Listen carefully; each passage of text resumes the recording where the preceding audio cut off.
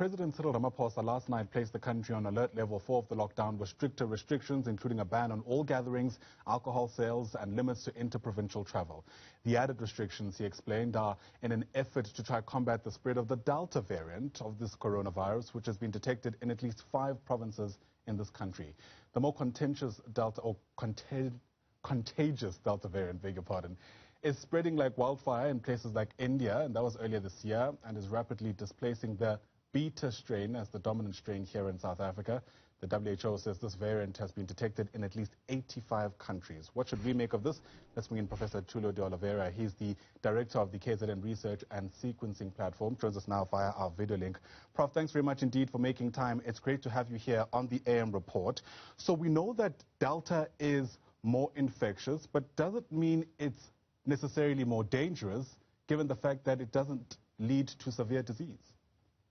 Okay. Yeah. Good morning, Ayanda, and good morning to your viewers. Yeah.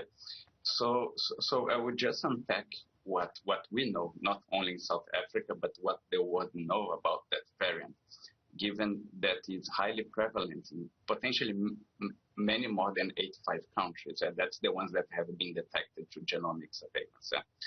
What we know that this variant is much more transmissible.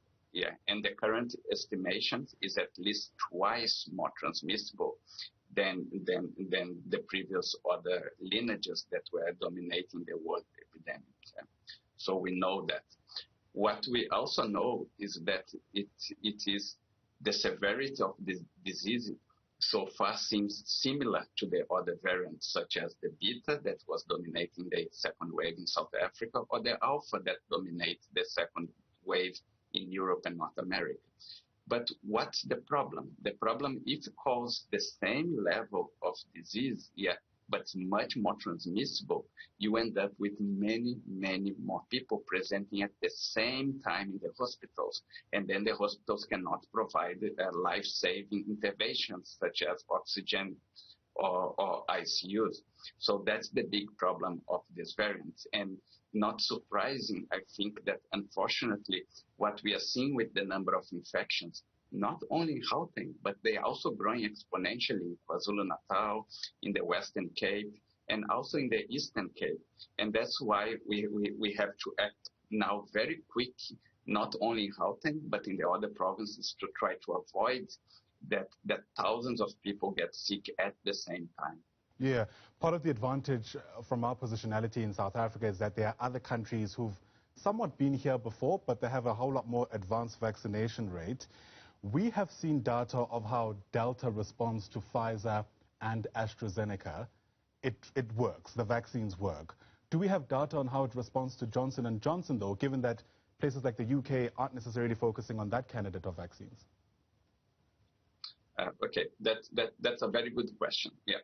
So if one put the variants in perspectives with the vaccine evasion, what we knew is that the Beta variant was worst for vaccines. Okay, and one thing that we know is that the Johnson & Johnson worked in the Beta variant. So we are quite confident that the Johnson & Johnson should also work in the Delta variant. Yeah. This is information that's being gathered now, but all the signs look to also a very effective vaccine to avoid hospitalization and deaths. Yeah, so that's what we know. We will know a lot of that, exactly the specifics, in the next couple of weeks. Why? Because at the moment the Johnson & Johnson is widely used in the US, with the Delta variant is starting to take over also, and in South Africa. So you need the vaccine use and the variant to make sure of the effectiveness. But all the data on the neutralization, on the breadth of the potential, show that the Johnson & Johnson should also be highly effective against the Delta variant, as well as the Pfizer that we are using here. But will be quite important, because you may know that there is this massive, very difficult to get vaccines. For example, even the AstraZeneca yet haven't been arriving in other African countries because they were widely used both in the UK and India. Yeah, so the vaccines will stay in that area. But what we know that also will be important if we were to achieve the objective of our President Ramaphosa to vaccinate 300,000 people a day in South Africa, that we may have to bring more vaccines and potentially all the vaccines that South Africa can get their hands on that proven to be effective against this variant. So if I'm hearing you correctly, Prof, when it comes to vaccinations, the beta variant is actually, call it, more problematic than the Delta variant. And because Johnson & Johnson works against beta, we can infer that it will also work against Delta. Yes, exactly. And that's why you remember when South Africa were discovered the beta variant, that's why especially the UK and other countries that were using the AstraZeneca decided to put this very extreme travel ban. What they were most worried is that the beta variant would decrease a little bit the vaccine efficacy. But what they have shown with the Delta variant, that's not the case. So I think at the moment we can assume that the Johnson & Johnson will work and potentially as good, if not better, with the beta variants. That should be consoling news, especially for us here in South Africa.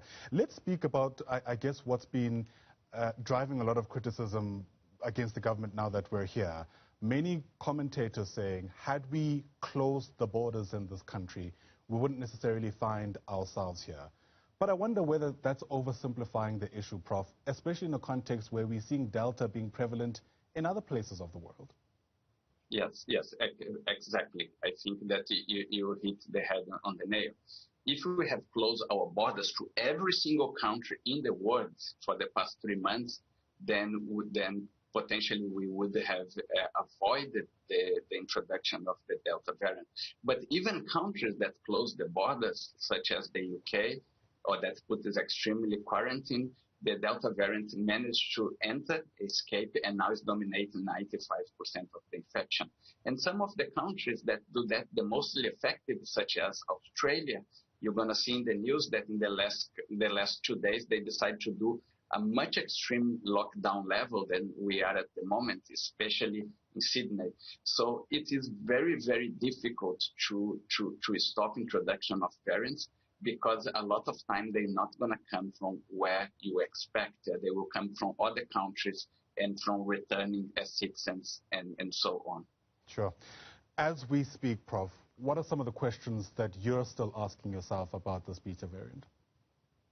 So at the moment, and what we are doing, and that's a network for genomic surveillance, which involves many of our universities, University of Cape Town, Stellenbosch, Pretoria, Free State, ourselves, and the NICD. We have been working around the clock. To be honest, in the last 2 weeks, we have been working 14 hours a day, 7 days a week, to really know where that is spread. So what we know at the moment, it is that dominating infection in many provinces, and that it is finding in many, many localities. So that's what we're going to be doing. In addition to that, we're going to be working very close with the vaccines, what we call vaccine breakthrough, to understand if that new variant will cause more infections than the previous beta variant on people that are vaccinated. One important information for you and from the public is that, yes, people that's vaccinated can still acquire, can be infected, but COVID ID. But then the symptoms levels are much, much, much mild. So that's one thing that we're going to be working to make sure that's the case. Professor Tulio De Oliveira, always great getting your insights, sir. Thanks very much indeed for your time. He's the director of the KZN Research and Sequencing Platform. Once again, Prof, thanks very much indeed.